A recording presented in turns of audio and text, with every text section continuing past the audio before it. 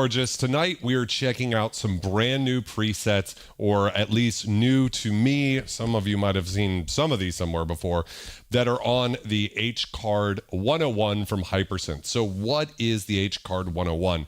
It is a multi-instrument memory card. So most of the time when you buy a memory card for a synthesizer, it only works with that one synth. Not the case here.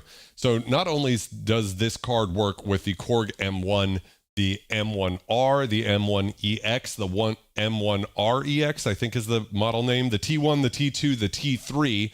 It also works with the Korg Wave Station. So we've actually already done a stream checking out some of the presets from the Hypersynth collection on this same card back in December. Check that out if you're more of a Wave Station fan than the M1 fan. But this card just came out officially yesterday. So you can go to Hypersynth and check that out. It's super cool, incredible value. What else? It also works with the DS8, which is Korg's FM synthesizer from the mid to late 80s. And finally, the Korg A1 effect processor, it also works with. So it's just an incredible amount of value on a single card. And I think it's $20 more than the H card I bought for my D50, which I've also checked out on the stream before. And what makes it so cool is just the incredible amount of patches in there. So I think there's something like 79 banks. I'm doing this live, so if I get one of the numbers wrong, I apologize, of patches for the M1, but 33 of them are preloaded, with a total of like 6,400 different patches and combinations just for the M1 alone. And there's more than that for all of them together. It's insane. So there's no way we're going to be able to check out all of the patches on the M1. We probably won't even be able to cover most of them just from the Hypersynth category. So there's 10 Hypersynth banks, which are not the official Korg released presets, but actually collections of presets organized by Hypersynth. And so each bank has 100 presets in it. So that's 1,000 presets just that we would be covering if that's all we were doing. So instead of doing that, I just decided, why don't we start with my favorite category, which would be pads, because I think that's where the M1 and vintage digital synths of this era really shine. So I'm going to just pull up the first patch called Above, and here we go.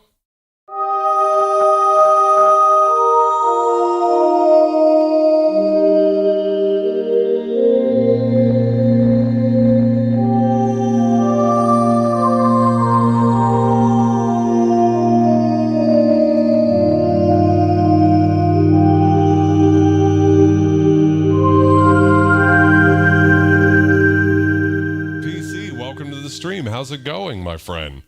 Also, guys, while we're doing this stream, if you enjoy a particular patch, please let me know, because I'm going to be doing some in-depth sampling of the Korg M1. So if there's any of them that really stand out to you guys, let me know so I can make sure that I get that in the upcoming sample bank. This one's a really cool patch. It's called Alaska. And what's cool about it is the Yamaha EX5 has an Alaska patch. The Yamaha SY99 that we've checked out on the stream has an Alaska patch. And so this is a pretty cool, interesting one.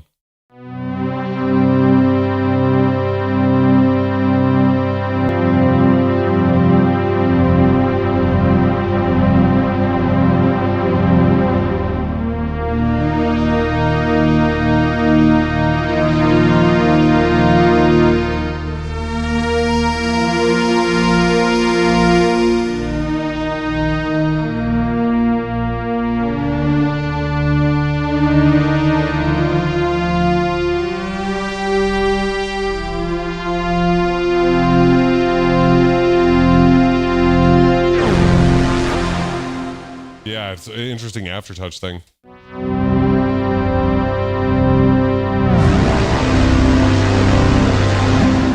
We play it really high. I wonder if it will be usable.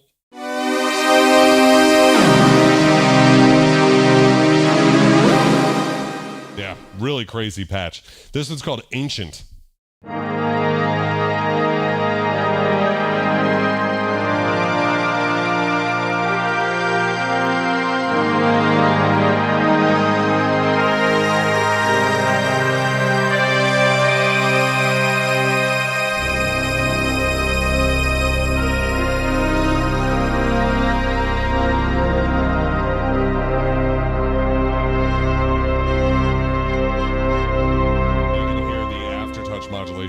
the filter there. There's a lot of really cool pads in this bank.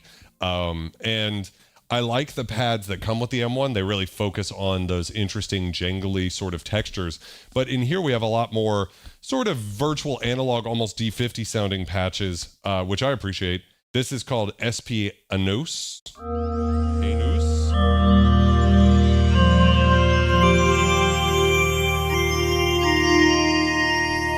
Mark, welcome.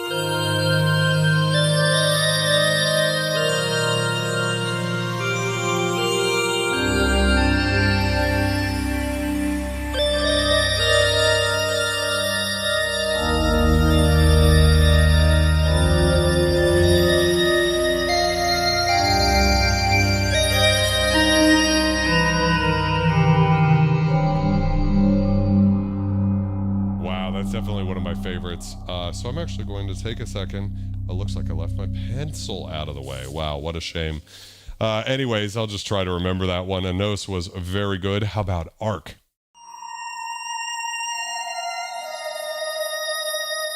Really nice twinkly sort of sounds and using some noise in there.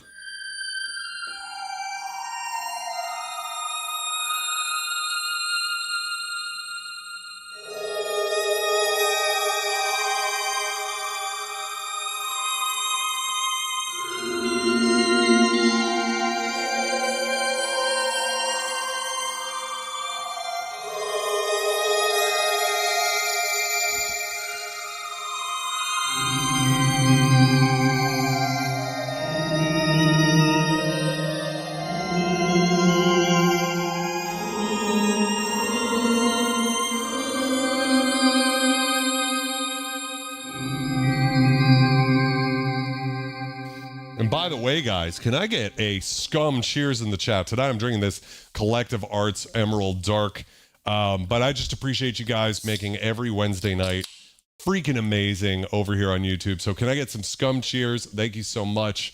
And yeah, it's going to be a lot of fun to check out some of these awesome patches. Love a dark beer. Oh, little hiccup in there.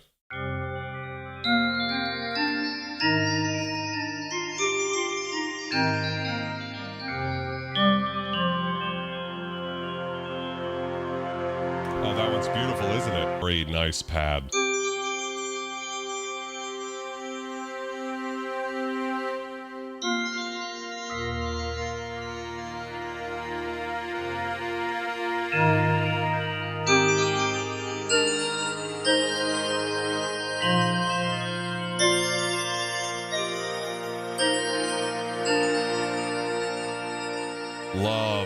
Love a nice jangly sound. Ian, welcome to the stream. Are you not able to get super chats? I have it turned off right now. If that's something you guys would like for me to turn on, that's fine. For me, if you want to help support the channel, one of the best ways to do that is just to buy one of my products. So something like Diodes and Rust, my vintage drum samples, $10. If you want to get my most recent thing is actually just the Korg M1 organ tube bass sound. You could buy that for $1. So it's a really great way to help the channel. And I like the idea of giving you guys something with some value as opposed to just something like a super chat. I think one day I might have to turn it on if the chat gets so busy that I'm like missing things. But right now I'm happy just with you guys. I try to answer as many of the questions as I can. Crystal Love, what's up? How's it going, homie? Hello, hello. Cap and Crunch, welcome to the stream. Bobby, welcome. I really like this one with the strings hidden underneath.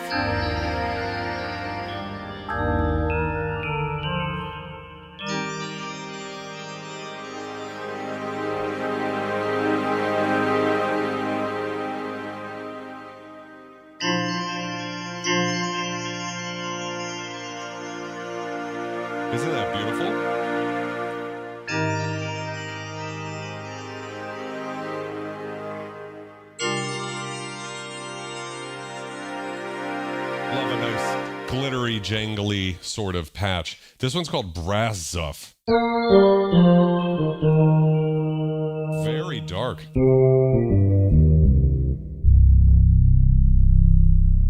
I guess if you need that really big low end, that's there for you.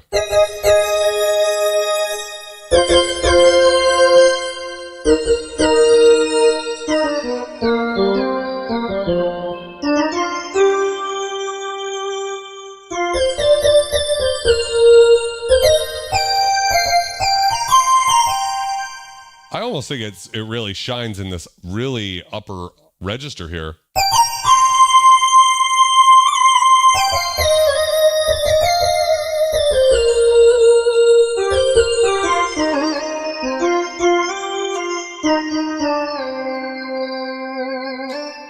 Just because it's got that sort of vocally formanty sort of texture up there. Down in the middle range, I guess it's okay. I don't know. I don't really get that all that much. Yes, and so these are not the Korg patches, right? These are Hypersynth designed or selected patches. So you're not going to find these in the Korg M1 VST, for instance.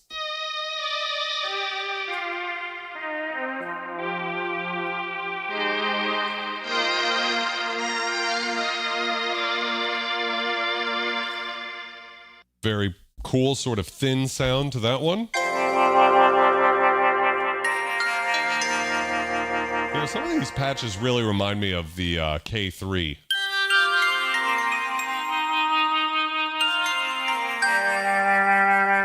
And almost like a little bit of a...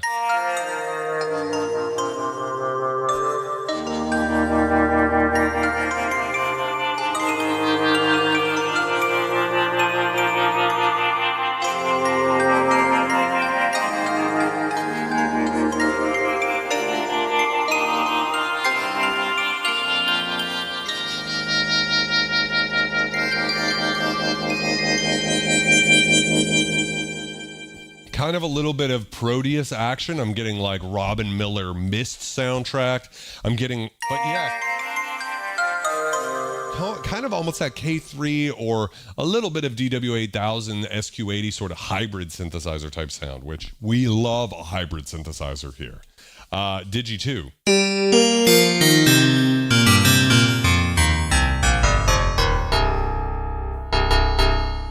Kind of a cool patch if you wanted some. You know.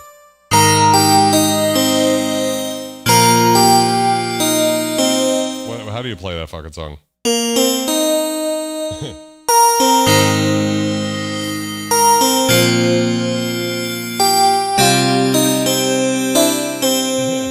Something like that. Ian asks, do you only use vintage synths or also modern synths? I want to get more insight for my Moog 1 and Waldorf Iridium, but not a lot of videos out there. So I started with a modern synth hardware, if we're talking hardware here.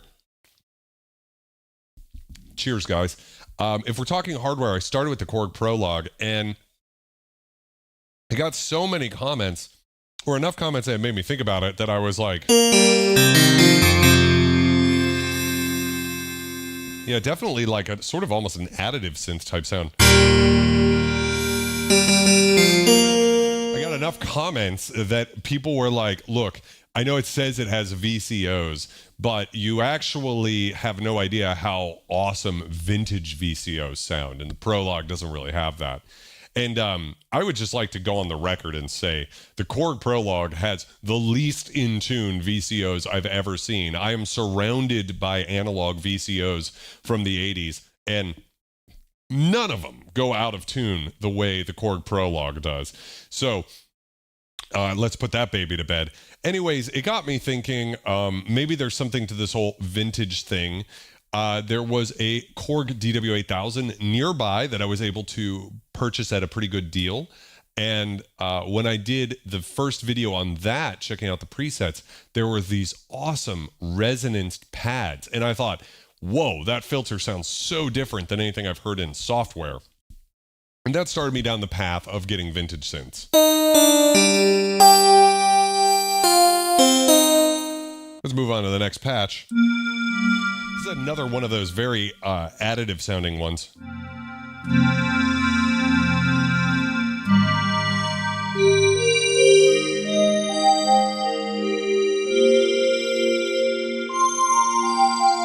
I always feel patches like this should be called spheres.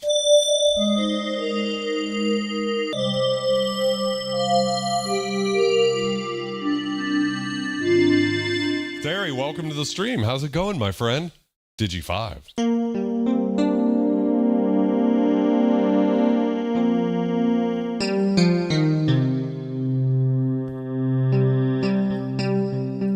As far as answering your question, though, about the Moog 1 and Waldorf Iridium, I don't have either of those synthesizers, nor am I planning on buying them, just because for the cost of a Moog 1 16 voice, you could get pretty much all of the synthesizers in this room.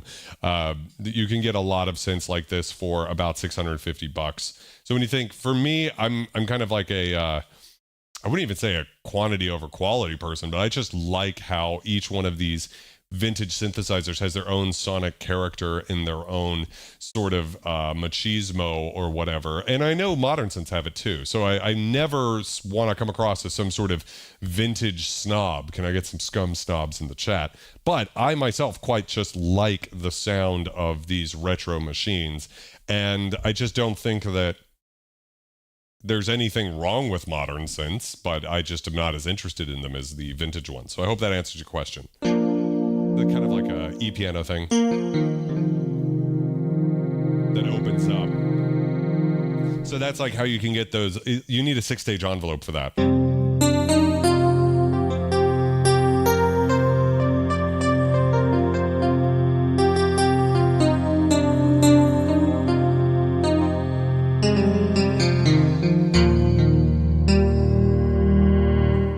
It's a fine patch. I wouldn't really go to it as my first e-piano sound. Ooh, this is like a nice breathy. Daddy loves a breathy.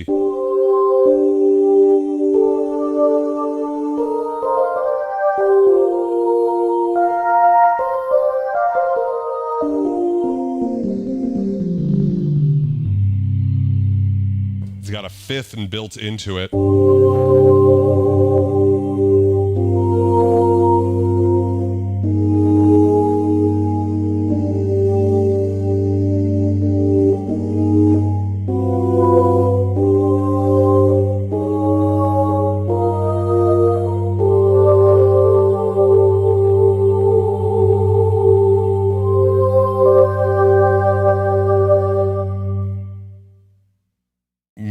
So Cabin Crunch says, I used to own the Korg Probe MIDI data storage unit that's sold separately for the M1. I don't know about that. Swords and Synthesizers, welcome to the stream. Dream 1. Kind of another jangly one. Some interesting panning.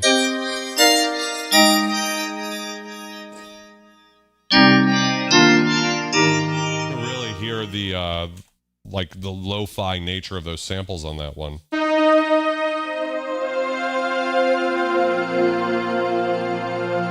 This is Dream 2.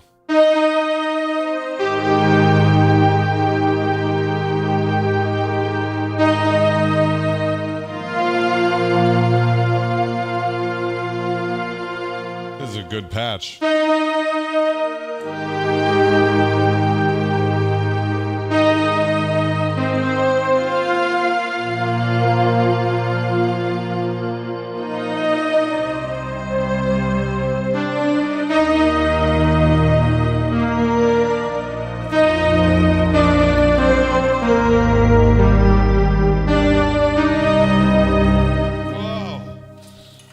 We're going on a journey.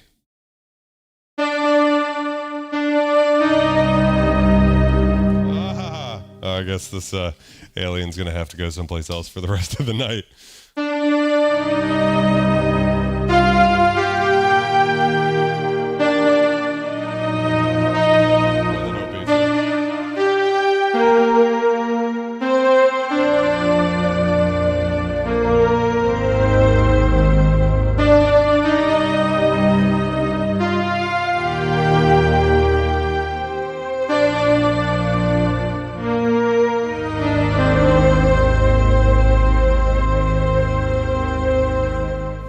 No worries, Nick. We're just checking out different sounds. I mean, it's going to be kind of like a fun just checking out pads thing. And like I said, there's over 1,000, or there are 1,000 patches just from Hypersynth for the M1, divided in all sorts of categories: drums, bass, piano sounds, all sorts of stuff. For me, M1 and just me in general, I really love pads. I just fucking get off on pads, especially vintage digital. So that's what we're checking out first. If we have time for some of the other stuff, we will. But there's 1,000 presets. I'm not going to get through all of them in this stream. Maybe we could just run through some of the other categories as well if you guys are interested in that. This is called Dream 5.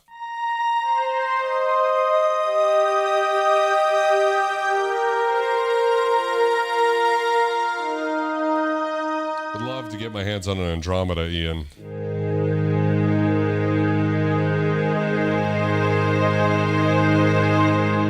Sound author, welcome to the stream.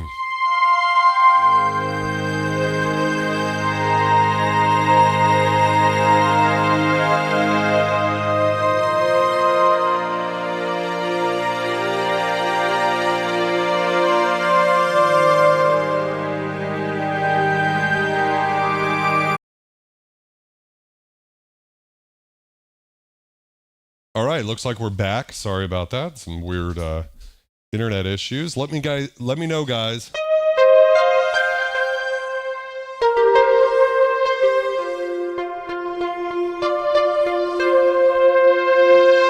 Let me know if that's working for you guys.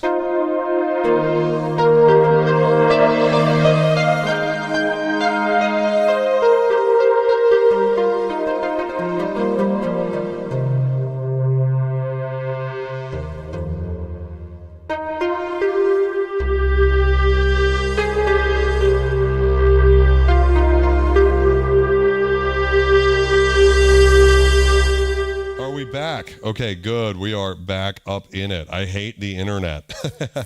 Definitely an internet thing, so.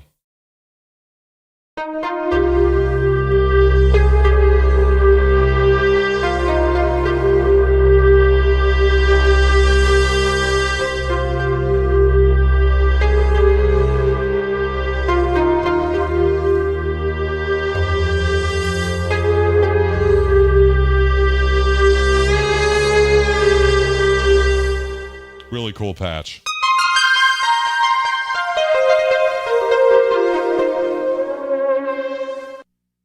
Droply, again. Dual.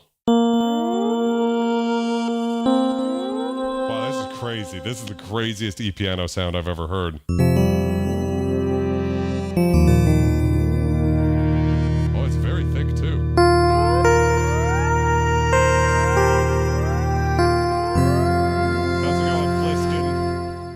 How's it going, Pliskin? I don't know if you could hear me just then.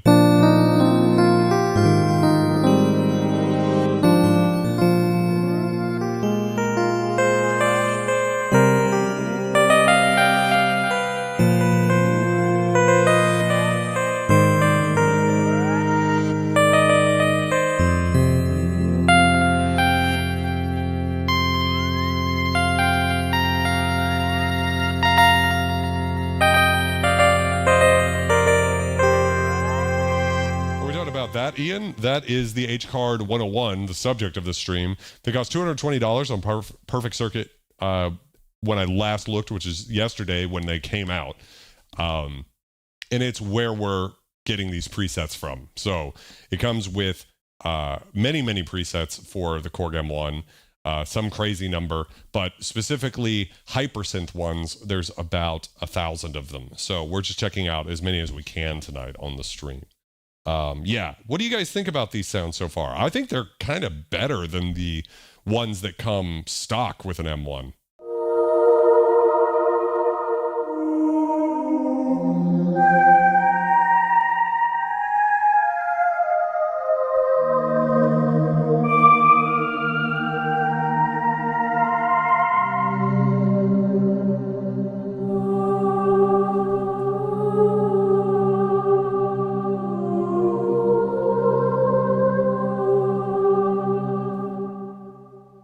I think they're fucking sweet too, Crystal Love. Phantase 2?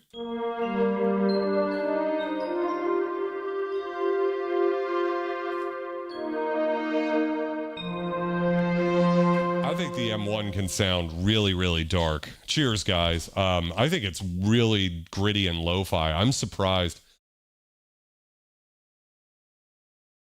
When we did the comparison last week between this and the D50, it was shocking how much brighter the D50 often got.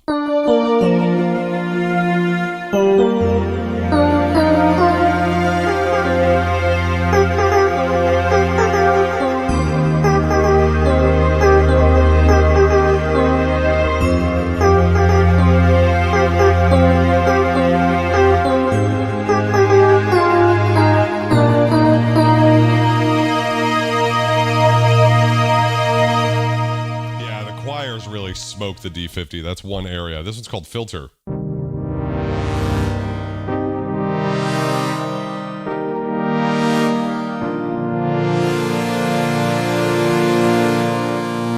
you're gonna hear that there's not a fully resonant filter there.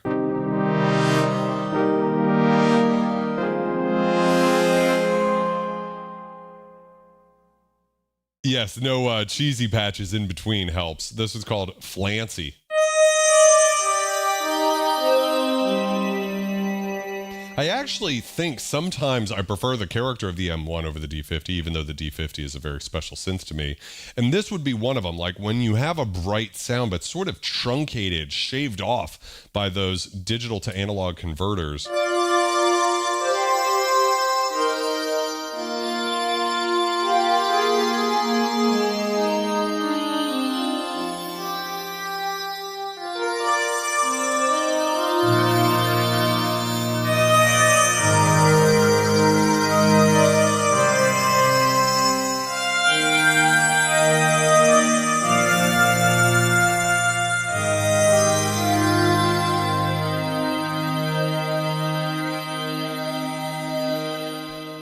Yeah, it's just a gorgeous sound. Flange 1. Huh.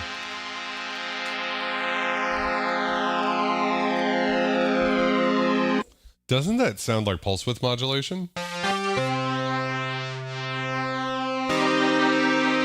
I was under the impression the synth wasn't capable of pulse width modulation.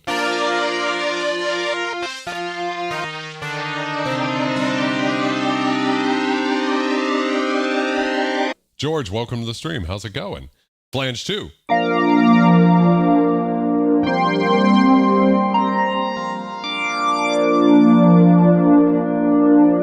I'm sure we can find us some orchestra hits. So we've got a few different banks in here. We've got, oh, I didn't mean to skip ahead like that. We've got woodwinds. We've got, what else? We have analog emulations, strings, effects. We could load up some effects here real quick if you guys want to do that. So let's just go check out some effects here. SE3D.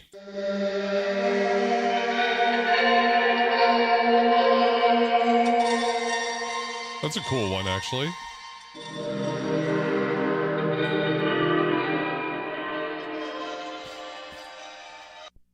Arrow. I don't know if I really think these sound like effects necessarily. It's just actually really cool pads.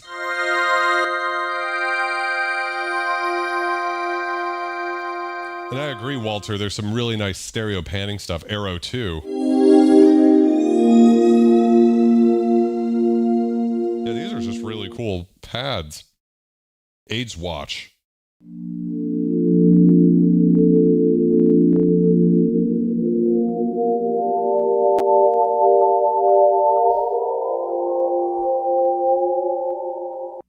Backing.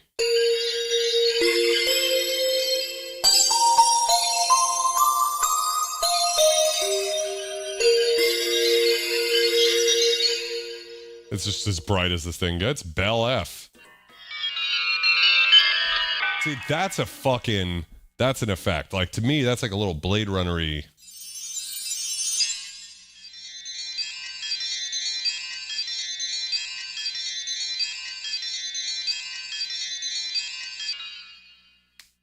That's awesome. Yeah, the Hypersynth guys were so cool to basically give me the opportunity to promote this stuff first, you know, because that really helps the channel out.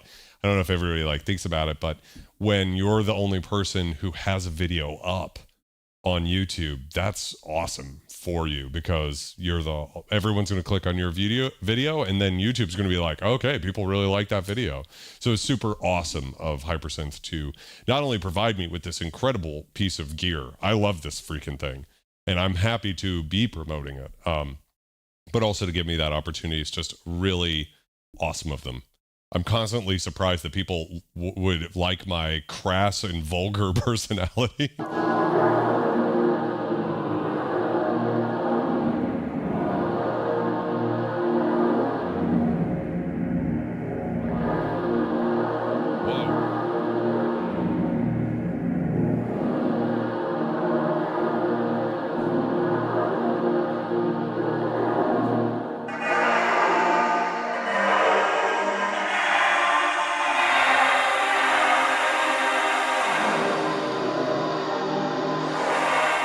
Love a good aftertouch pitch bend of an octave brass hit.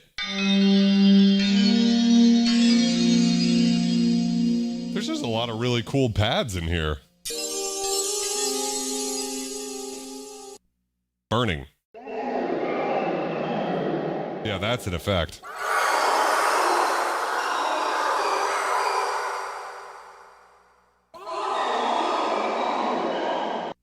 Cave.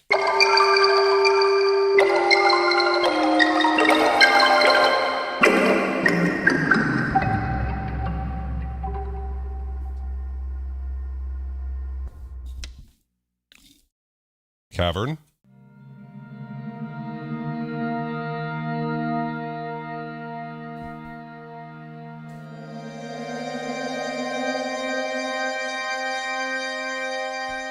Good to have a couple of effect sounds in your bag, right, Siri? Swords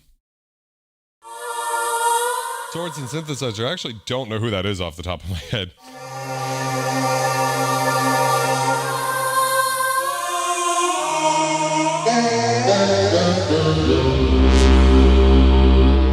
Whoa.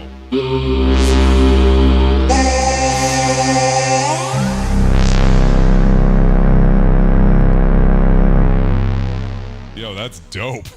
Crash. Creator. Crying.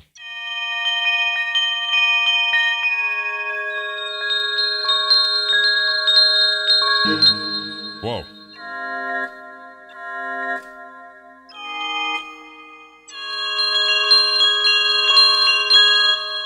Oh, I got like a weird... This would be cool though for just like if you want some Blade Runner bells. I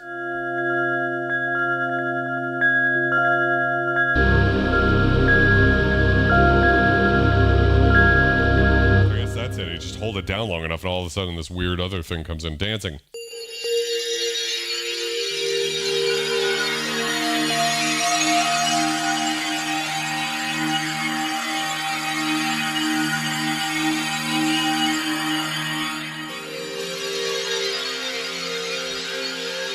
I think we all want that in Sonic Card. I heard a rumor they might be working on something that works with the JD800. I don't know about that. Dark. Whoa.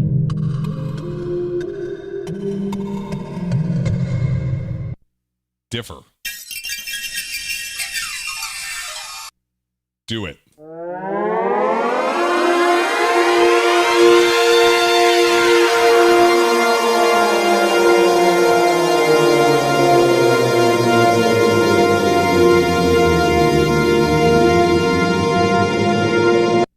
All right, so let's just cover some of the other categories too, by the way, while we're doing this thing. So this is AP16. Pianos. We're in the pianos category now. How's that piano sound? So that's, you can see that, I hope you can see it.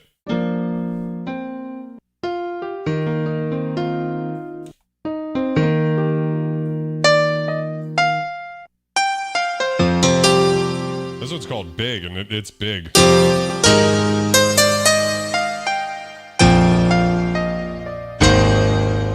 You want that sort of sound?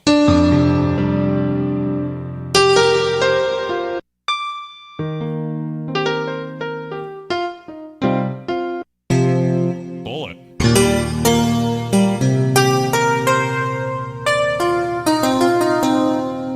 Sort of like a CP70 type sound, you know, sort of like hybrid thing.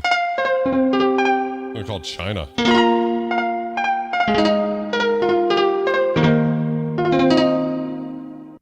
Clavier.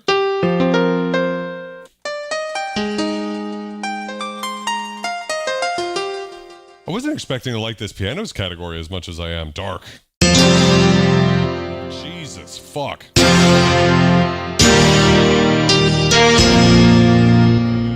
That is disgusting. That is...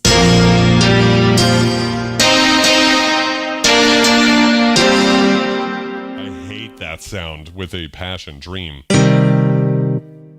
Dream 2.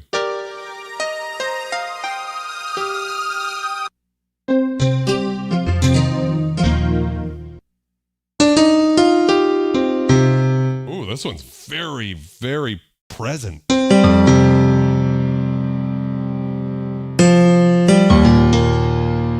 It's weird because it's like super hyped, but it's also not like overly bright, I guess.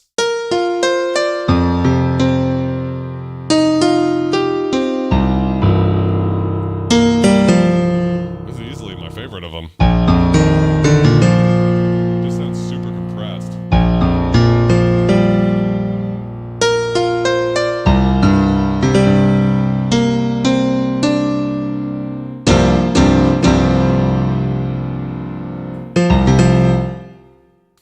So Vultramom, it's just the data that explains to the synthesizer what to do underneath the hood. So all the samples, effects, and everything are built into the M1, but they have to be assembled in a certain way, and so that's the preset. That's the element of it. So all of these samples of the piano are in here, and there's effects. Like this one sounds like it has like some sort of chorus or ensemble effect on it to give it that 80s super lush sort of sound. This one's called Exciter. Not that exciting. Exciter 2 is even less exciting. Flush. Whatever effects. They have really big spatial left to right stuff. Anyway, so that's that bank. Why don't we move on to guitars? And we could go to 12 string. So the samples are already in there and the effects and everything. It's just got to be told, the synth has to be told what to do with that. And that's how you get all these different sounds.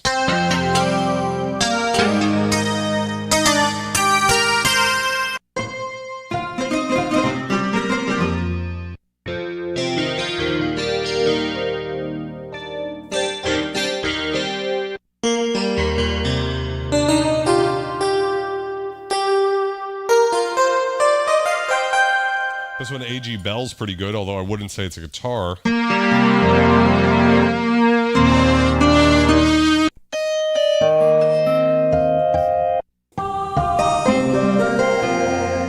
This one is very not... It's basically a choir with a little acoustic guitar. Which is fine.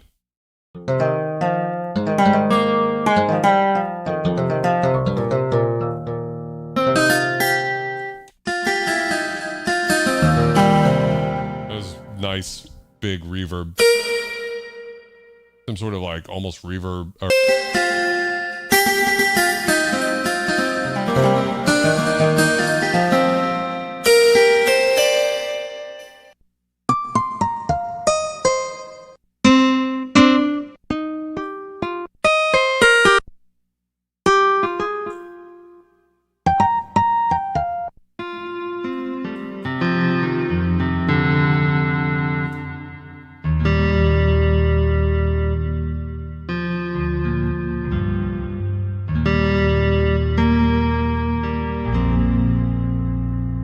Nice and thick.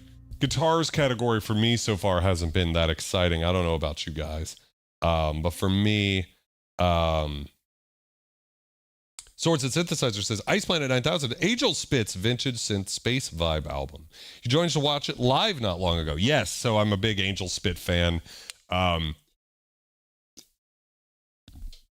Little oversharing for me. So one of my ex-girlfriends left me for the drummer of Angel Spit. But what's awesome is she's still with him, I think. And that was fucking, 13 years ago or something. So I can't be mad at her, right? Just because she left me, because she's with the one. She found the one. And I don't think the guy's the drummer of Angel Spit anymore. But I've always just loved Angel Spit all the way back in the day, obviously, when they first came out.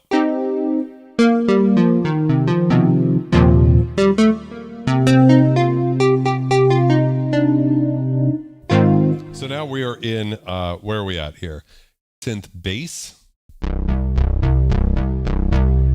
Let's see. I'm not expecting to like this category much either, but I like the pianos category more than I thought.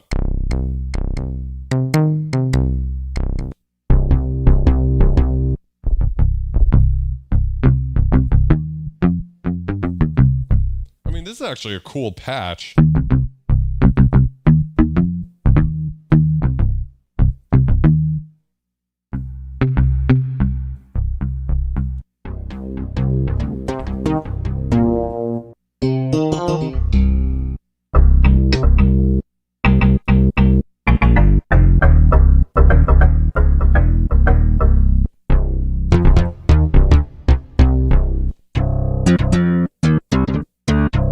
I don't know. For me, I understand that there's an entire generation of songs that use the Korg M1 for bass. For me, other than the famous Organ 2 bass preset, I've yet to hear a single bass patch from the Korg M1 that I'm interested in.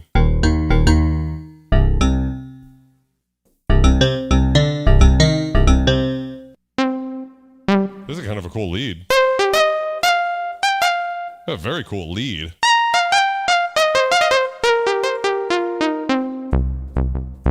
Down there, it's pretty boring.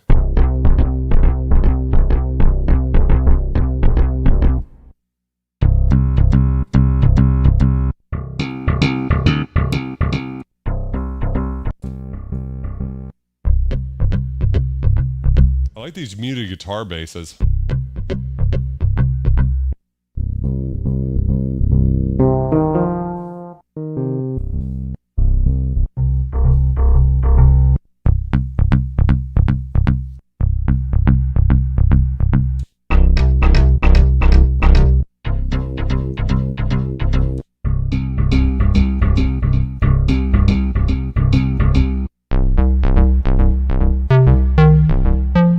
Cool, this square bass.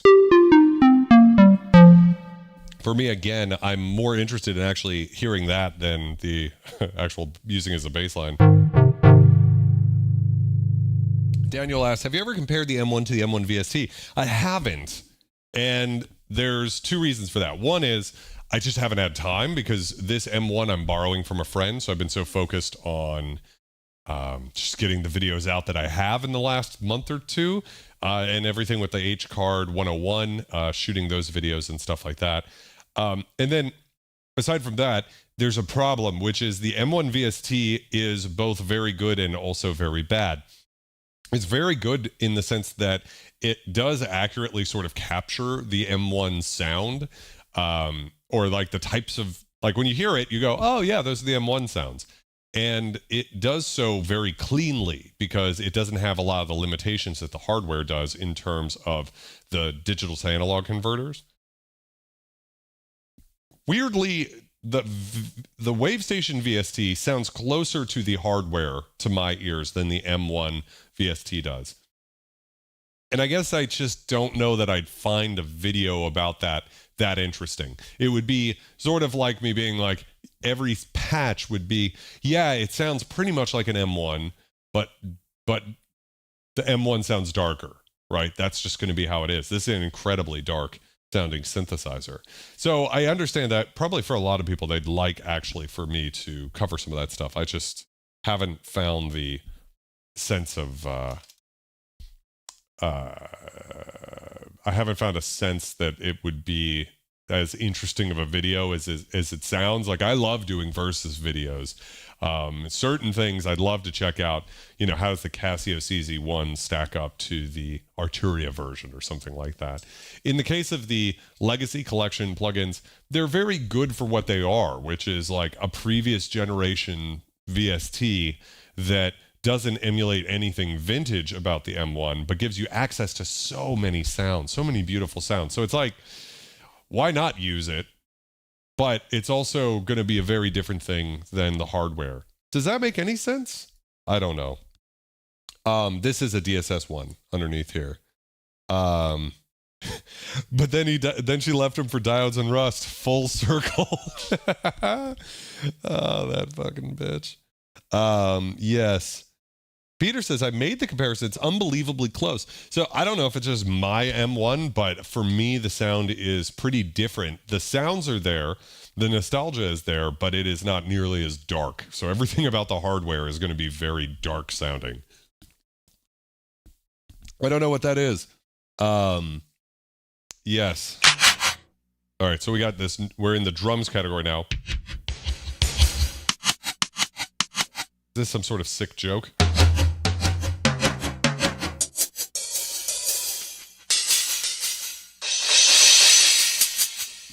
Kev Human, welcome to the stream. I actually haven't, but that would be that might potentially be a better option if it's sampled directly from the hardware.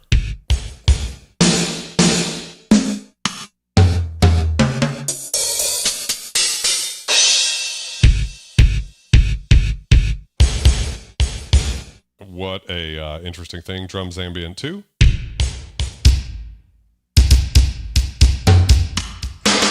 A terrible reverb though.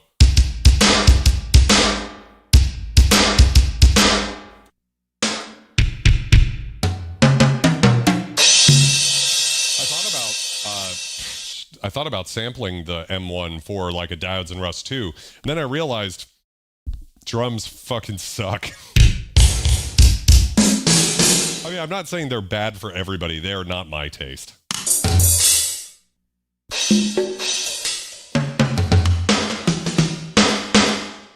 It's almost an okay snare, but the reverb is so...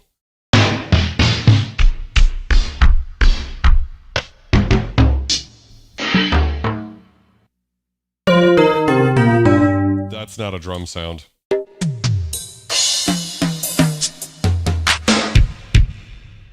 I don't know, just like...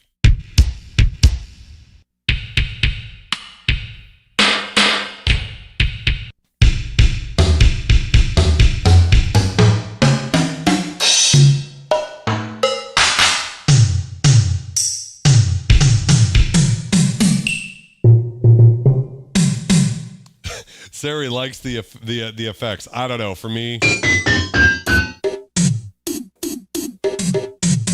I'm not saying like a couple of samples might be useful, like as an interesting little flavor.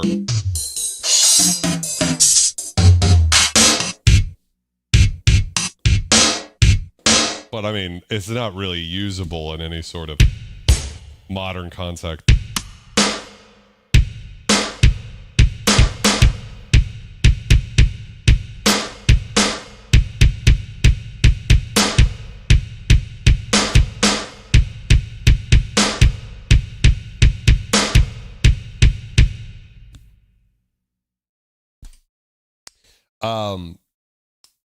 Digital Sensations is dirt cheap on eBay and it contains the D50. Yeah, I mean, Bob, welcome back to the stream.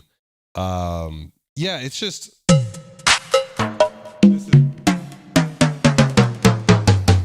There's nothing wrong with that if that's your drum sound. And of course, the M1, once again, was used for so many songs. I think there's like even a few really famous songs that were made entirely on the M1.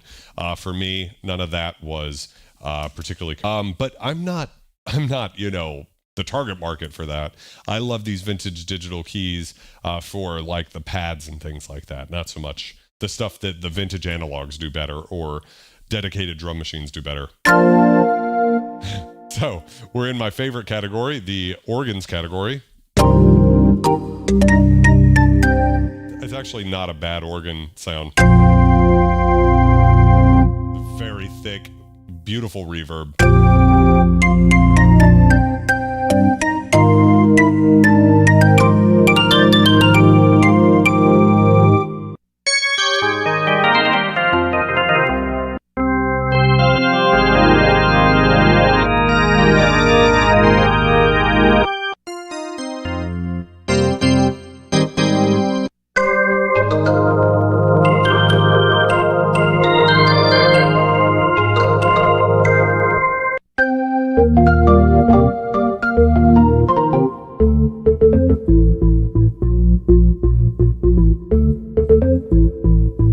So that's obviously the same sound. By the way, if you want to get that, the actual M1, or I'm sorry, Organ 2 M1 bass sample, I now have it up on my website, vultureculture.live, for $1.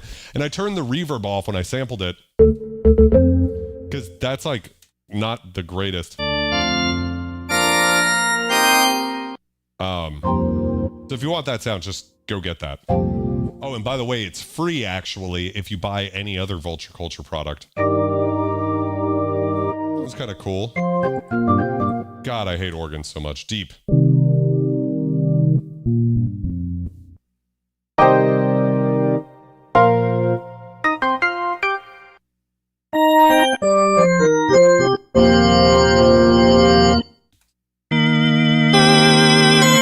It's called Farfisa. It's got that wonderful Nick Cage sort of sound. Film.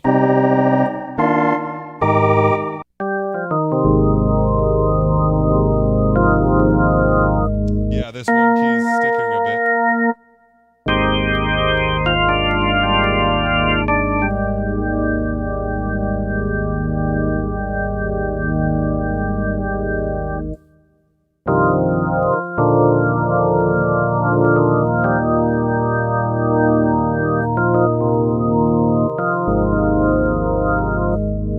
I mean, I don't hate that sound. It's okay. Anyways, let's move on. I feel like when Hypersynth watch this video, they're going to be like, why is he playing all the stuff he doesn't like? I just want to show you guys like a sort of a brief overview of all the sounds that are in this. Instead of only checking out the pads, because that's what I am personally interested in. AccuVox. So now we're in the perk category. Well, that's very nice.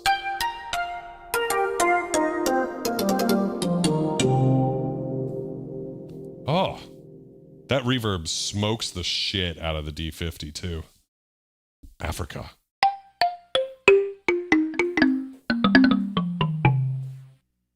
Whoa, whoa. Check that out. You can really hear the bit crushing in that sound. You guys hear that? That's crazy. It's one of those little details. You're not going to hear that in the VST. Anna.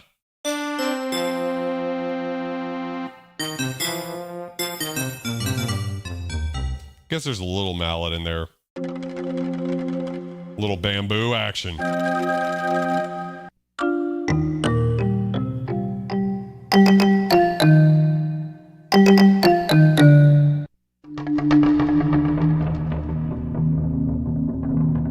This is the shit I like these really.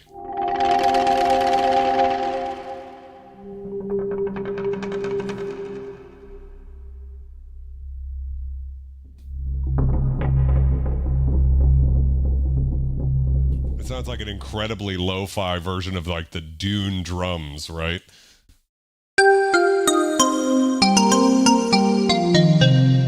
Wasn't expecting the perk category to just be like Bellvox sounds. That's a great one.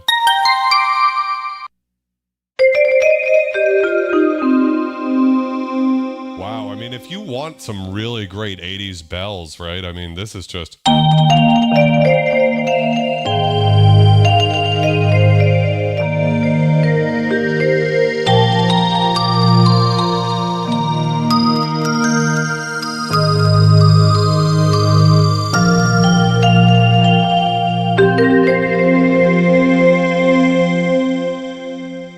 Hey, Chris, welcome to the stream. How's it going? We're just checking out some sounds. Oh, with the flute.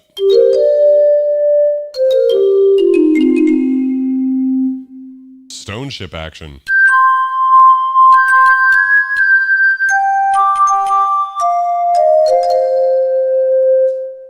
Cool. Very strange. Kind of like a marimba in a cave.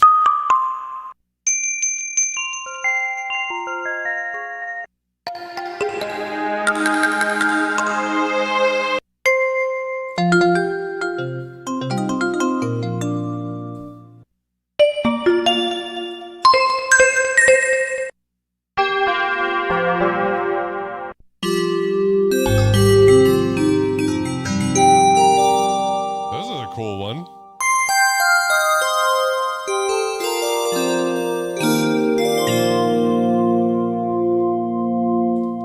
Too close to an organ. Block. Block 2.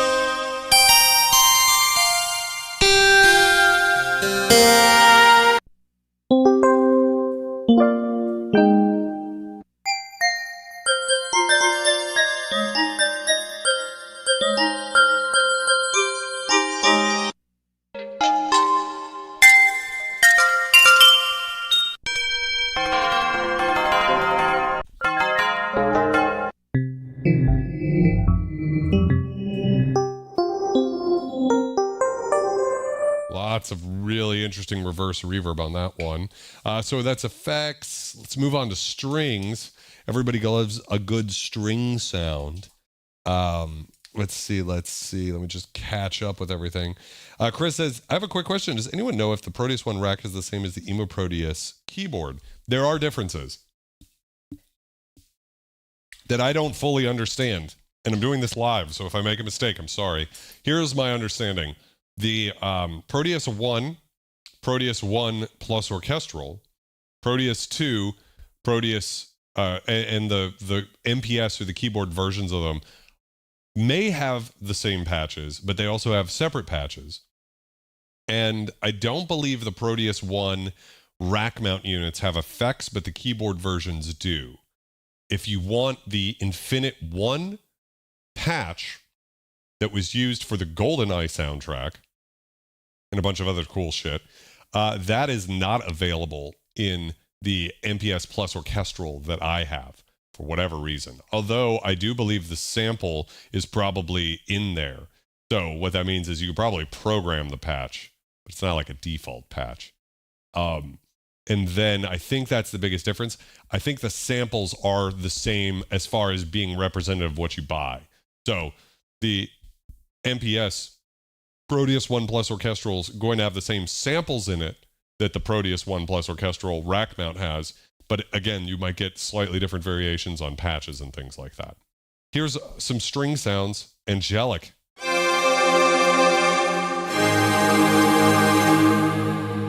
don't love that.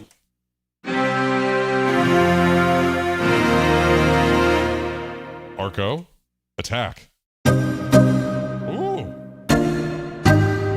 It's very cool, you know?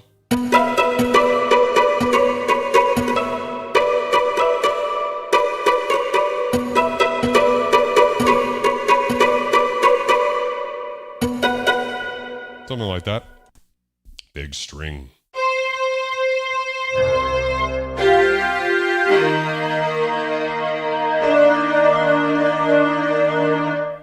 I remember you couldn't swing a dead cat without hitting a produce rack of some sort or the other. Yeah, that's definitely a thing. Brass string. Oh,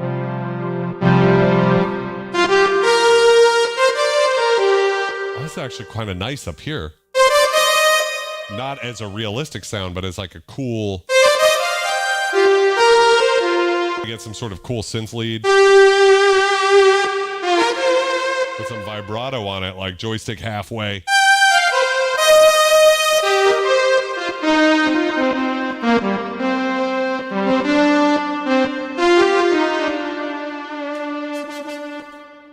Brass 2. Bright. Kind of my problem with a bunch of these. They're very bright. Chamber. Delta. That one's more my speed, right?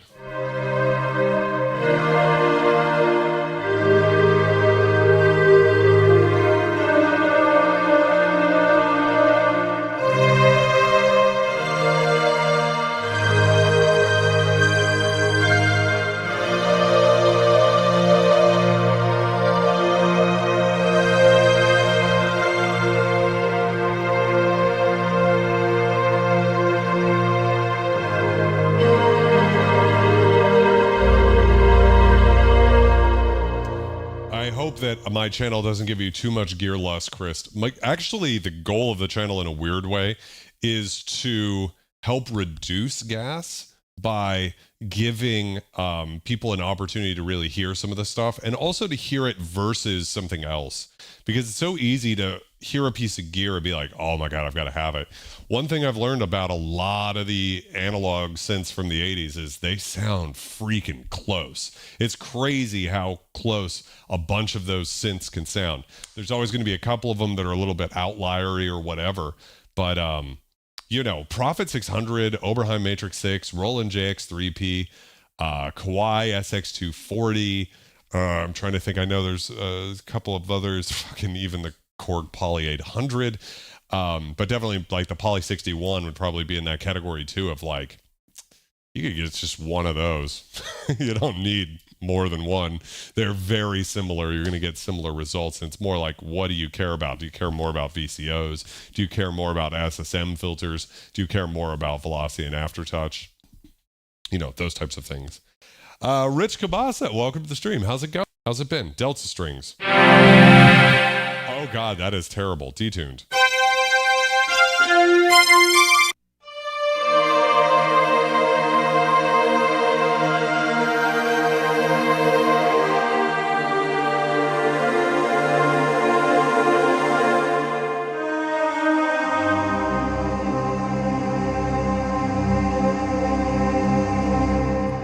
That's another thing. I love whenever I can find a synth Walter that is like the K4, the Proteus is, stuff that just sounds awesome and it's super cheap, super reasonable. Even the M1 is very reasonable, you know, $650 or so.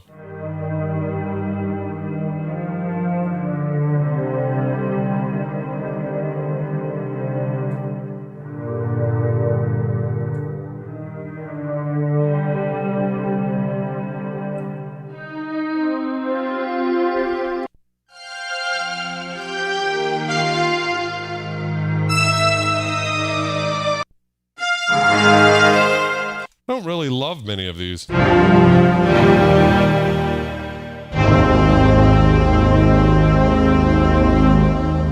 say as I pull up a patch I love.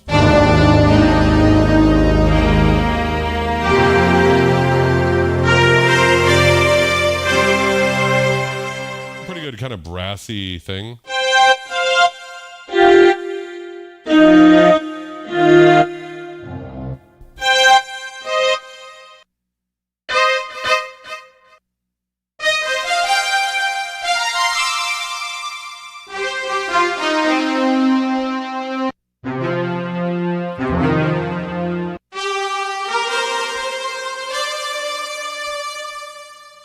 Thieves, how's it going? Yes, I think so as well. Love some dungeon synth. Let's check out the analog emulations. I'm not expecting this to be good. I don't think that's probably what the M1's best at, but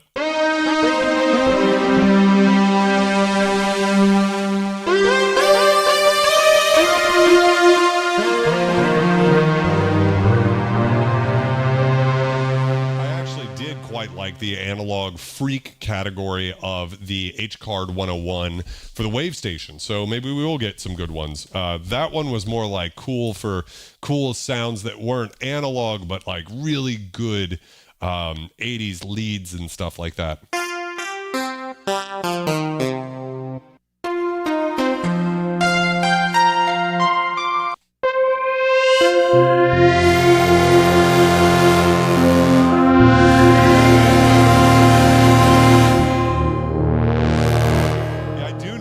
direct circuit affiliate link. That would be quite helpful.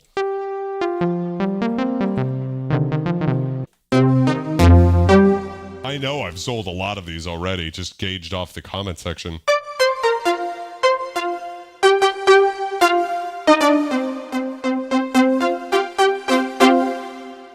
Any input about the Corner Atom? I don't know what that is. The O1W definitely seems like an awesome one, Todd.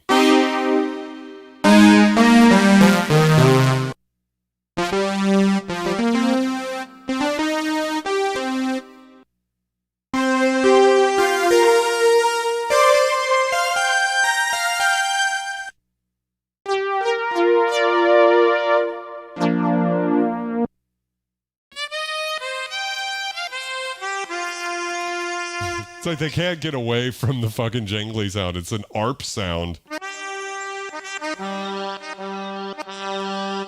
Too funny. Behave.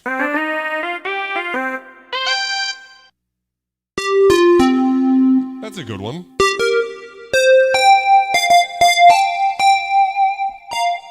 I think the problem with the M1 is just that you hear the samples, right? It doesn't have the complexity of the wave station to disguise.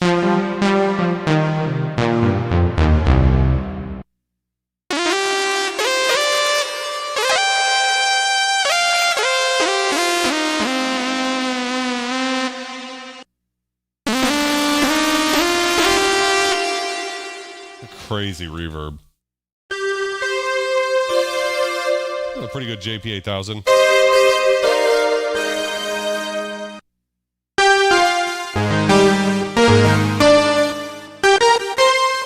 Yeah, we got some decent trance stuff in here. But you really can hear how those samples, they don't have any variation in the start time, so you just get that sound. Kind of like flange from the D-tune. That's like not terrible, but yeah, they're a bit static. It's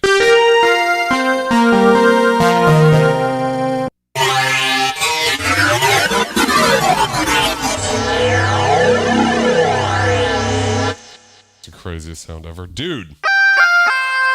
I quite like this one.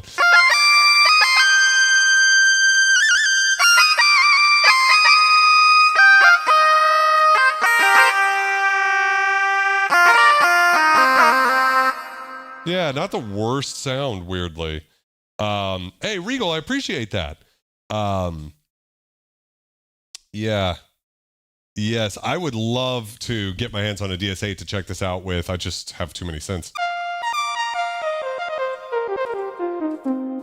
Yeah, so that's the analog emulations. I don't think anybody's surprised that that's not, like, the best. But it's definitely for some people. Like, anybody who likes that dance trance music from the 90s and early 2000s might find that very authentic and maybe a way to break out of the box instead of just using Serum for everything, but actually be able to have like some sort of weird vintage character to certain sounds. I think that would be an awesome bank for a producer like that. For me, it's just not my thing as much, but that doesn't mean it's necessarily bad. Can I get some cheers in the chat as I kill off this Emerald Dark from Collective Arts? Nothing like beer and synthesizers. So cheers, guys. Running down my face. That's how it is. Yes. Just not enough space. Yes, I agree, Eric, and welcome to the stream. How's it going?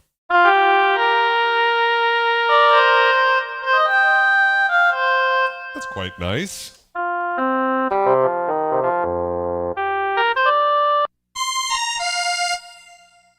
That's not a woodwind. I don't know what that is.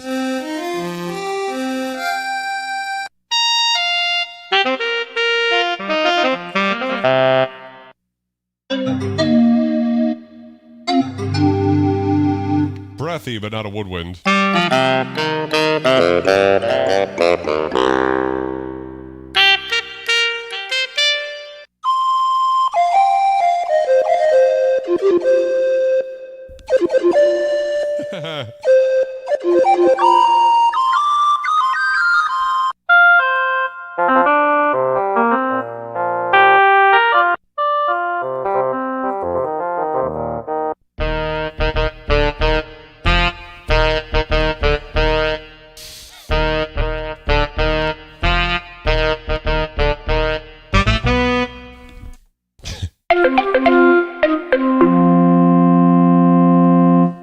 I just hate when they get static like that, where it's a cool sound and then it flatlines.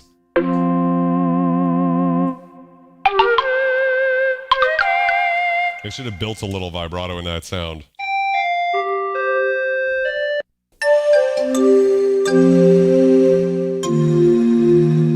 That's a very cool sound, but it's very similar to the bottle bell sound that this thing ships with.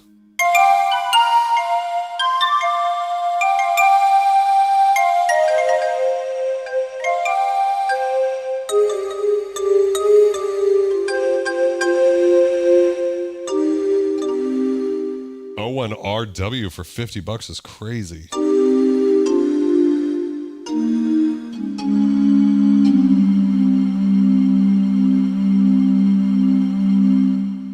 Ian, I don't know about how that works with the K4. I still have yet to actually hook up my K4 to see if the controller editor works for it. I don't know what the MM16 does, but I've thought about buying it just because it seems really cool. I just don't know how well it would actually work for programming. I like that we have these bottle sounds in the woodwinds category. I guess they're breathy.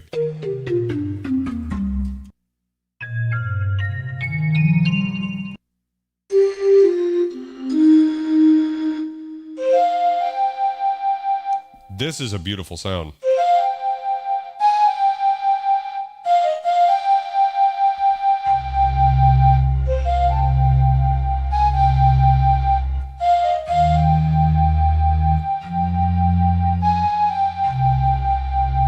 Quite like that one.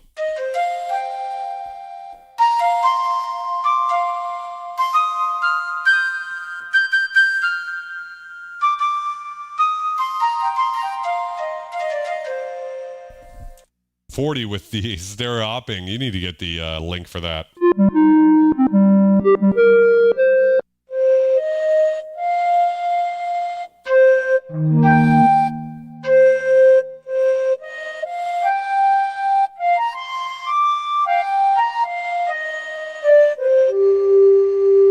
Really love that one.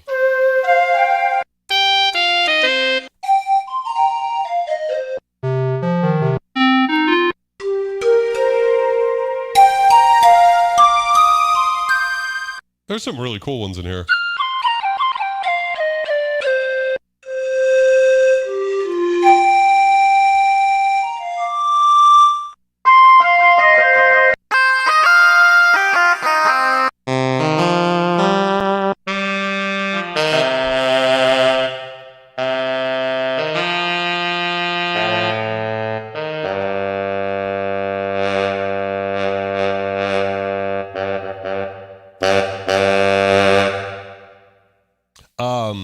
I do think the K1 plugin's pretty close, because all the K1 is samples with a volume envelope. There's no filter or anything, so it's pretty easy to nail.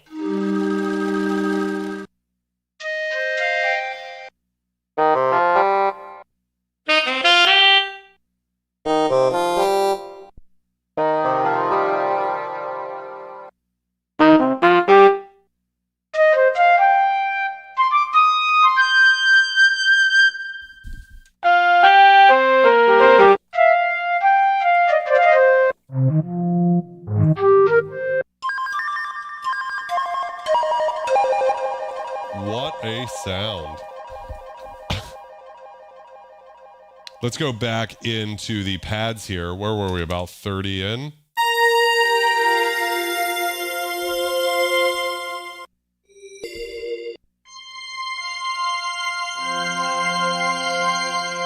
It's called Green.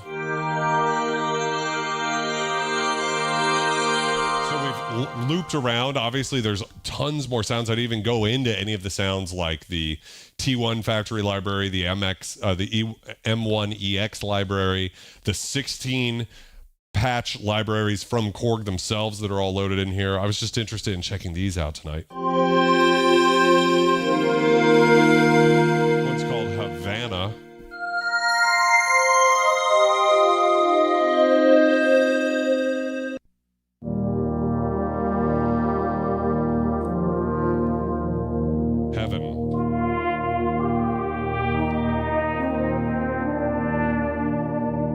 It's just like an immediate jump in quality when we're talking about pads. So it's called Hold.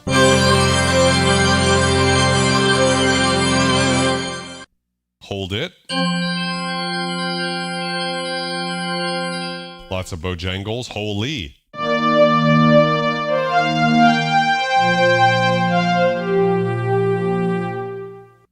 Icy.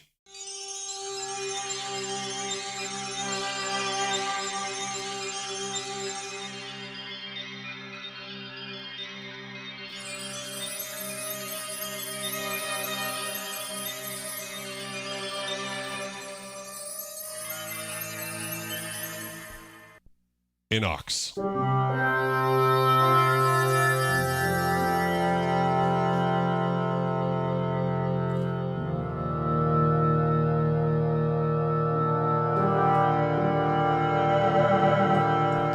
Rick White, welcome to the stream. I was drinking this Collective Arts Emerald Dark, which is pretty freaking sweet. This is called Intro.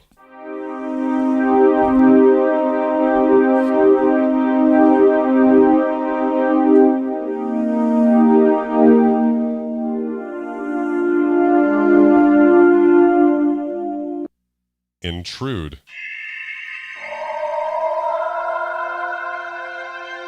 They're very wave station-y. Sort of sound. I quite like that one. Kill Him.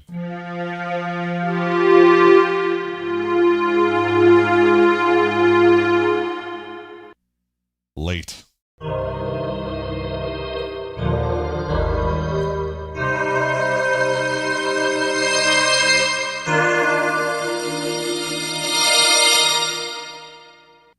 Lately.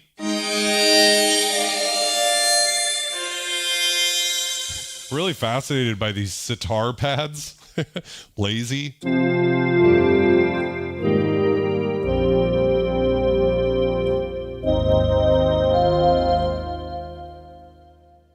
Too much like an organ. Lift late.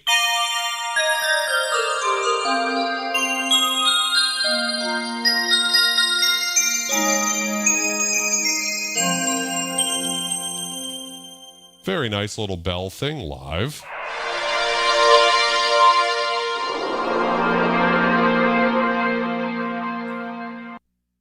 Lowry.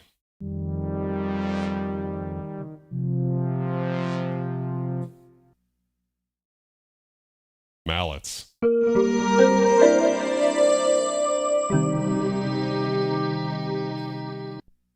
Mandolin.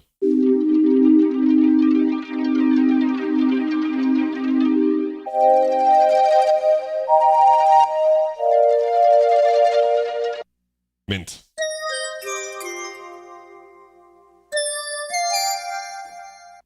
Mood.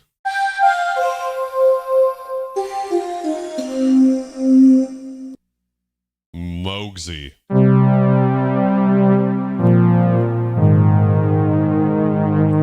Honestly, it is giving me...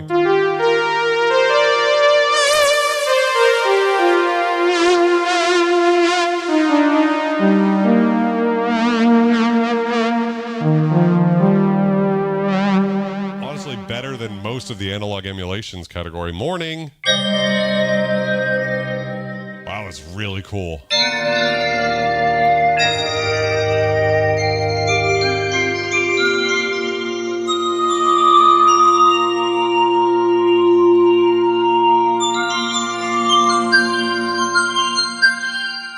That's a good one. That's a keeper. My synth.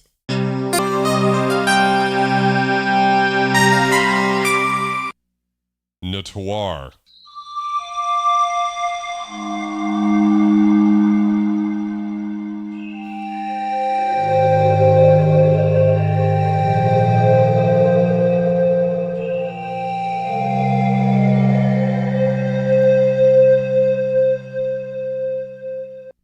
Pan-bell. Pan-pad. Yikes. Woof. Terrible. Perk organ.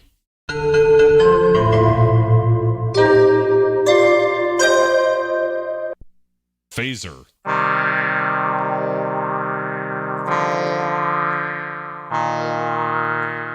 I would say this one's in the best condition, so I really can't speak to it, Walter. I don't know that I would say that this one is the best I've ever played. But it seems like maybe in its prime, it might be amazing. Phases.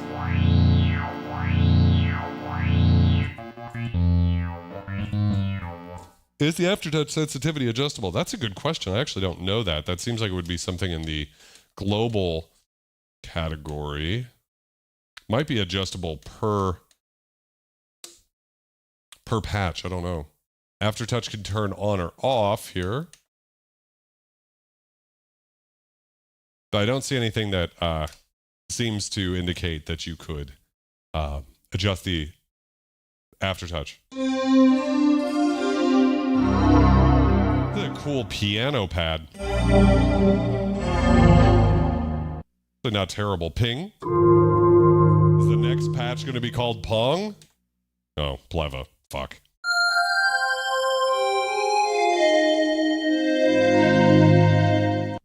Pop pad.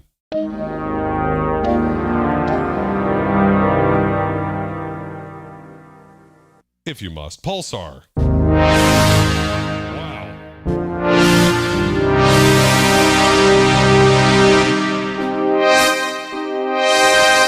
Just ripping the fucking...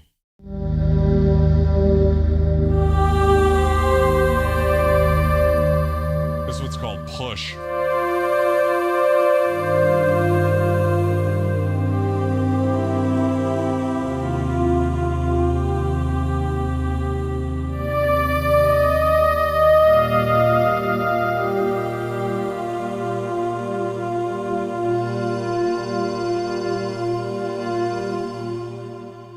You know, I would absolutely, I don't really have any particularly yellow key beds right now, but I certainly had, like my Mirage and my K5000S both had really yellow keyboards, and Dubstation Zero is the keyboard dentist.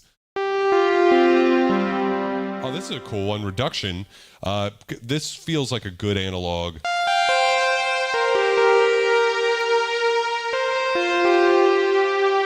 And see, they're smart. They brought that vibrato in there to keep it from getting too static.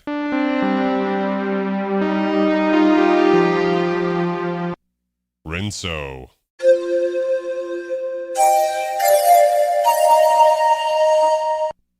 Sax feel, not gonna like that.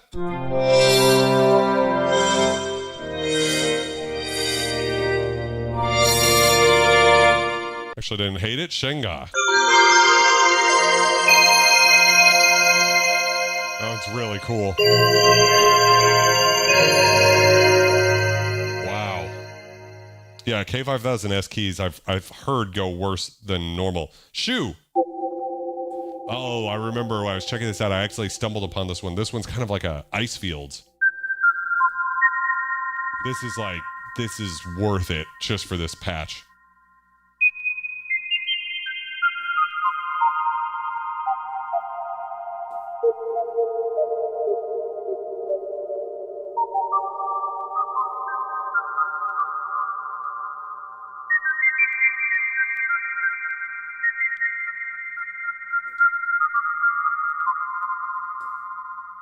Just gorgeous. Love that one. 6. Slow.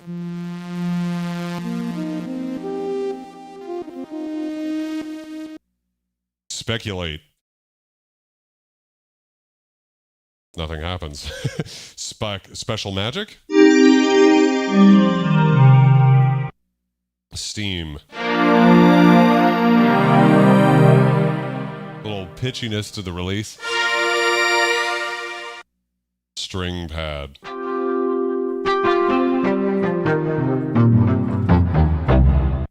Sweep.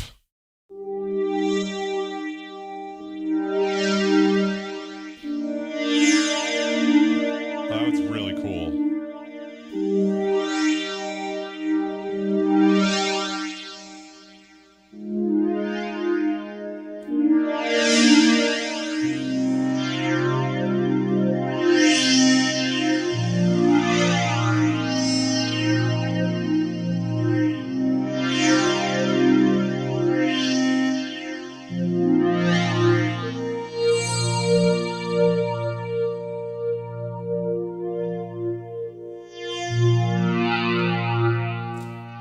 Fuzzy Muppet, welcome. Muppet, what the hell's wrong with my voice? Fuzzy Muppet, welcome to the stream. How's it going? Been watching your VODs and regular videos. Great stuff, good sir. Well, I appreciate it very much. It's a lot of fun doing this. You guys make it worth doing. Every week, hanging out with you guys is the best part of my week. So, welcome, welcome.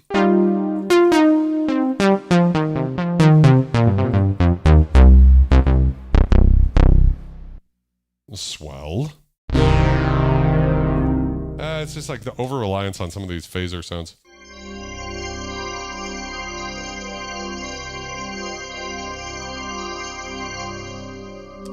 I think that will respond well to the good old augmented fifth chord.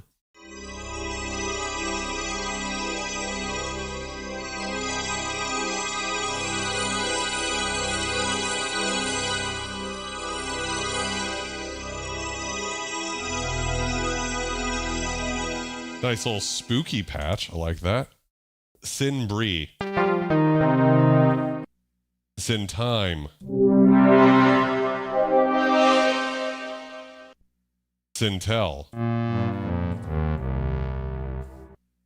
Tekka. Oh, that's a good one.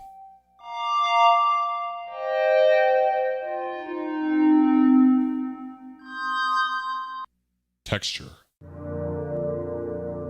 Ooh. Does Daddy like?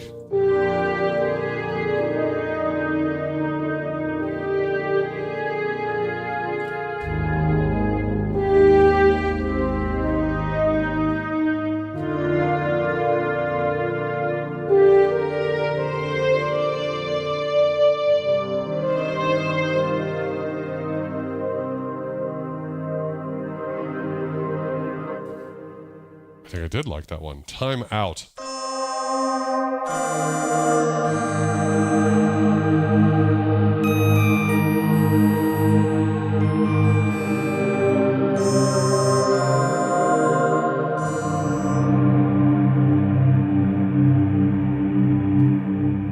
I'm glad you enjoy them, Rick. I mean, I'll be honest, there's times where it's challenging to come up with something new to check out week after week, and there's always going to be ups and downs in your life. So, you know, one of the things that I've found about this live stream is it's like, no matter what's going on in my life, I'm looking forward to this stream and to hanging out with you guys.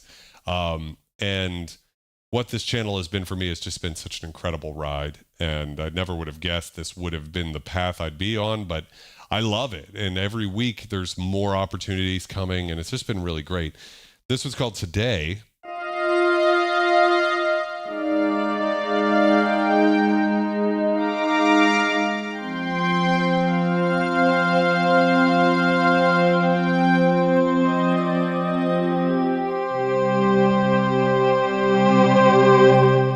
Gingy, have a wonderful evening, okay? And swords and synthesizers, that's hilarious. Top. So this is the sound I started the stream with, and this one makes a pretty good one of these sounds.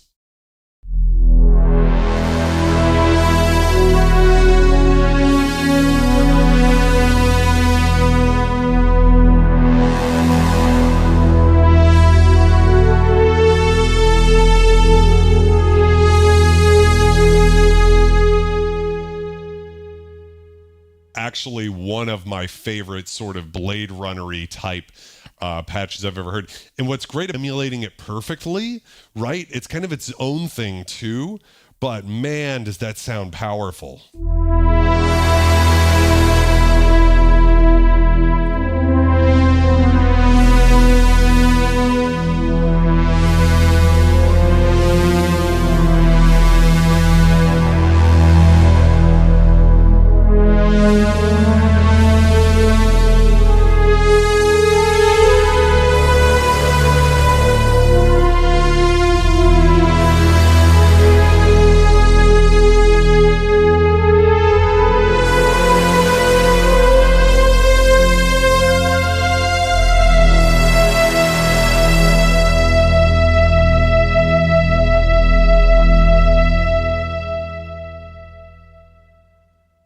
Rick, I agree. That is an epic patch. Like that patch alone, for me, that might be what I leave, because when I'm working on music, I usually leave like each synth on its own sort of category where I'm just like, oh, okay, this is doing this one's doing this is the bass sound. This might just be what I leave it on, is, even though I mean, right up here, I've got the Yamaha CS70M. You'd think I could do this sound better on that, but it sounds good.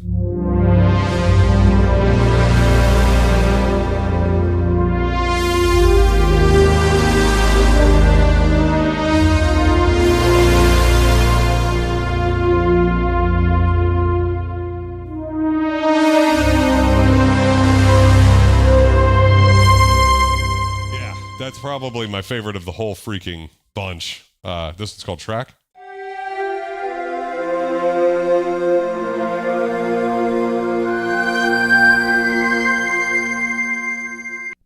Try.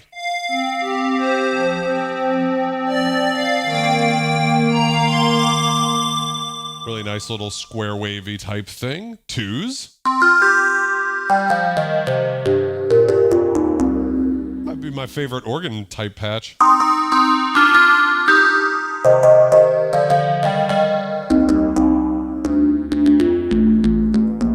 This is an interesting sort of thing. Turkey.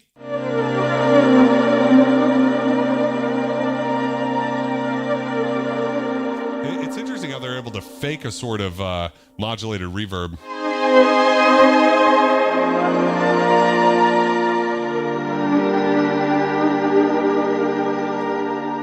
A little pitch bending and stuff. Vibra.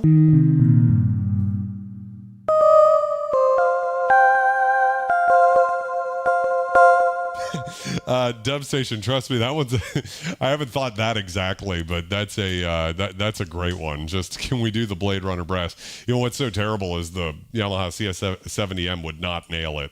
I think my favorite one I've done is the DW8000, actually, which is stupid when you think about it. It shouldn't be that way.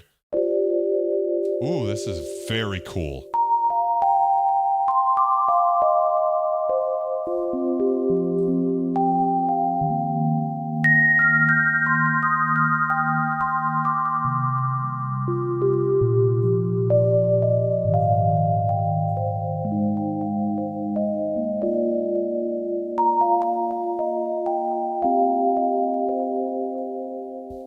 Wow, I really love that one. This one's called Whirl.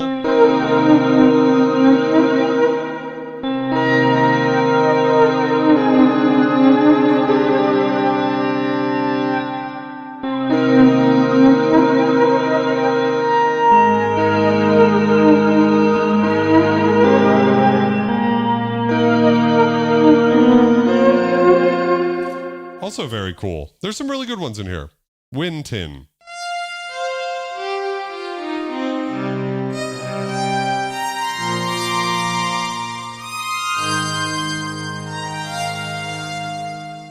Analog Orchestra, welcome to the stream. Do it for March Madness. And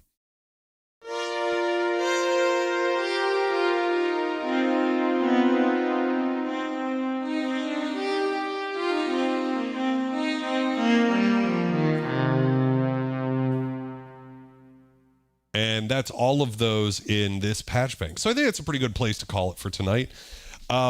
So I want to know what you guys think about the Korg M1 Hcard-101 patches. I would say that the bank is worth it just for some of those patches. They're so good. Obviously, though, the M1 is somewhat limited. Recall, too, that all of the patches we were checking out have to use those stock samples in the M1, and the M1 doesn't have that many samples in it. I think it's got about 100, and so does the D50.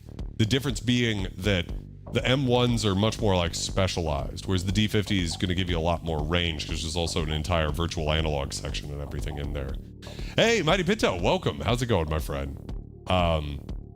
I think it's a really awesome product, and again, I just like to re-emphasize that it is not just for the M1, and we only checked out a few of the patches of most of the Hypersynth banks and all of them in the pad section just because I'm a big pads slut. Swords and Synthesizer says, I hate it, but you made me buy it tonight. Yeah. You know, that's the thing. I don't want to encourage gas, but at the same time, it's like such a cool product. And I love when companies are supporting vintage gear with modern stuff. You know, that's why I love Retroactive so much. Even though Novation, that's all marked too. Buzzy Muppet says, I'm new into synths. I haven't bought a synth yet, so many options. Always been a guitar player. I started as a guitar player too. But I got one of your vids on the Vangelis sound pack for Omnisphere, and it turned into a major rabbit hole. Yes, that is the nature of synths, right? Is to get locked down the rabbit hole. Hans Volt, welcome. How's it going, my brother? Todd Phipps says, sounds to me like a must-have if you have an M1. I think so, especially have some of the other synths it works with. I agree. Chris says, yes, it works with a computer or guitar effects. You can make your own personal sound. Rick, you are very welcome. Bass guitar duties at church. I love that. Gas me up, Billy. The gas masters. Hans Volt, you give me gas with that Oberheim expander. That's like, it's one of the things. I just recently bought this broken TS10. So we'll hopefully that will it will be recoverable. So we shall see. Chris was also a guitar player. Peter says, thank you again for the fantastic stream. Thank you. I appreciate it.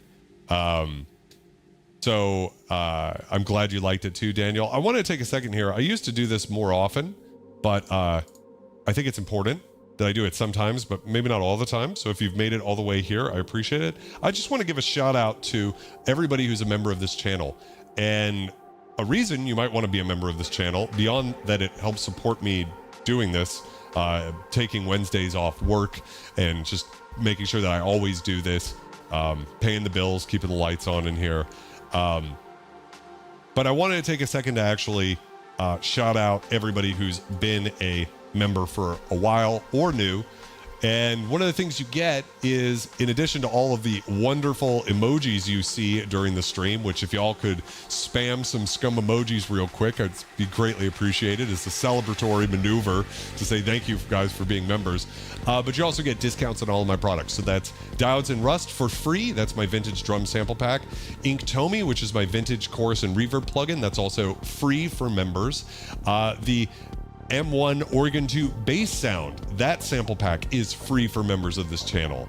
And then Neon Chronicles, which is my Roland, I love to see the spam, Roland D50 patch library, that's also half off for members. So anyways, shout outs to Anna D, Nikki N, The Spaz, my girl Autumn, Dub Station Zero, Andy Fields, my homie, Vulture Mom, Aquatic Borealis for being members in the platinum class. So they're the ones who have those platinum skulls next to their names. Moving on to the gold tier, we've got Anthony J, Douglas Edge, Ambient Knots, Nathan Dale, Ty Tracy, and then jumping into the silver tier, we've got the Romex King, 40 Thieves, Mind Idiot, Johnny A, Sebastian Comore, Jeffrey Sapara, Michael Peach, Parbs, Walter Galindo, thank you for always hanging out in these streams, Max Matson, Flew Away, and then we've got some new members who've been here for less than a month, and that's Bandini Beats, Orlando, my homie from Mexico, someone whose name I can't pronounce because it's all in Japanese, Rusty Nuts, Gills Roland Kingdom, Suave P, Nick Destruct, For the Love of Noise, Serenivus Murdy, Hans Volt, thank you for being here, Chris Siebel, Thick Thighs, and Raccoon Eyes, Dan Word 64, Evil Cupra, Nikki Louder, and Boss V. I just wanted to say, for all of you awesome people who have been supporting the channel, it really makes a huge difference. And I just want to say thank you again. You know, I don't get a chance to always do that. And you don't have to be a member if you don't have the money, or just you don't want to be a part of a subscription thing. That's fine too. Nothing wrong with that.